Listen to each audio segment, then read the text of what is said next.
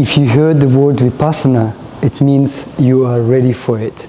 It's a golden opportunity to experience the knowledge which has been kept sacred for, well, at least 2,500 years and has been passing from generation to generation, carefully protected, scribbled on the palm leaves to pass on to you. If you want to learn the traditional meditation that unfailingly delivers, this is the one to go. In a way, the Vipassana designed as a modern days course, online course, but it's in real life. You don't need to have lots of meditation experience or skills in concentration. You've got an amazing opportunity to learn the life-changing skill of meditation. And when we talk about studies being done on meditation, most likely it's been done on this particular meditation, because this is the most well-known meditation. It's a traditional Vipassana. It's a little bit different from Goenka style, which most Western know. However, it's based on the same Satipatthana Sutta of Shakyamuni Buddha, which is base of the mindfulness practice well known in the West. The mindfulness is part of it. However, the essential part of it hasn't been taken. So if you want to really learn the practice, you want to come to that extensive 7 days course which we bring into UK. I'm so excited to bring this traditional practice that monks in Burma and Thailand practice. So this is the practice they do. This is the practice they study in university. They study it because it's astonishing the way it's unfolding. It has the roadmap slide into enlightenment, you could say, not to climb, more of a slide, because you need to let go rather than gain something. So there's a different attitude in practice. It's a living tradition of enlightened masters. If you see there some of the teachers they're enlightened beings, and there is a prescription how people evolve on this path. There are 16 Vipassana insights that people go through, and there are 7 enlightened factors, and there are faculties like wisdom, energy, mindfulness, concentration that getting developed during this practice. And that's what meditates, and that's what you're developing. So it's incredible that it's tradition, not just academical, but it's a practical tradition. There are guidance and there are prescription left to how those insights unfold. They unfold gradually, and they unfold more or less identical in different people. And it's incredible. So you have the chance to experience it for yourself, that unwrapping, that development of those faculties within you, and then those insights start popping when those faculties are balanced.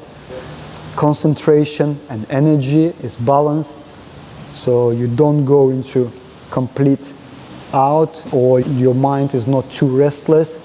So the wisdom and the faith is balanced as well. So there's a beauty of the background of it, how it unfolds for each one. And it's incredible to see on the bigger retreats. You see people going through it, and you see now why those traditions been carried for 2,500 years, because it works. You can see the nature of the body. So there's quite a incredible stuff going on which you can't fake, and you can see like other people also kicking in. So it's incredible, and I'm really blessed that I've been stubborn enough to continue with this practice for several years, and to break through to some of those insights, so I can speak from experience rather than from clever books about it. And I'm so excited to bring it to UK. We were gearing up for 4 years, delivering and organizing the yoga retreats and meditation retreats at Hardwick Estate, our home. And I always wanted to do that extensive 7-day silent retreat, and now we are ready. Now we've got enough experience, we've got enough equipment to deliver it in a good standard, with the nice food, with the in the nature. That's how it used to be done. The monks would practice with the trees, the monks would practice outside or in a secluded place, a hut. So the nature is really inspiring you to penetrate into the nature of things, because Dharma tradition translated also as nature. I encourage you to take this opportunity, come and spend some time learning an incredible skill, which is maybe one of the most important for your life, because the term bhavana, which means meditation, which translated meditation, translated as a mind development or mind cultivation, which means we develop the faculties of mind that help us to be less reactive in the world, to see things clear, to be more equanimous to the up and downs of the life. Is so essential for our relationship. It's so essential just for sense of well-being. Nobody likes to be stressed. Nobody likes to be striving for what and never have enough. That skill can give you the well-being you need, even to be successful and content in life. If you're content, then you're happy. So this is the road to help you with it. So that's why I like to bring this authentic practice, use this opportunity. The retreats is the most important practice, and this meditation is specifically designed to practice in the continuous way, so your mindfulness is continuous, and that's the secret of success. When you rub the sticks continuously, the fire starts. If you rub for a bit and go up for a bit, it doesn't. This practice is designed to practice in a retreat setting.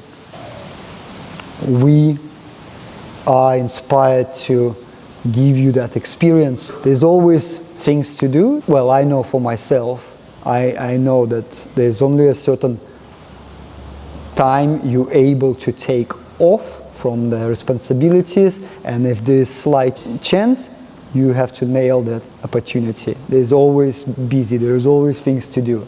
But first things come first.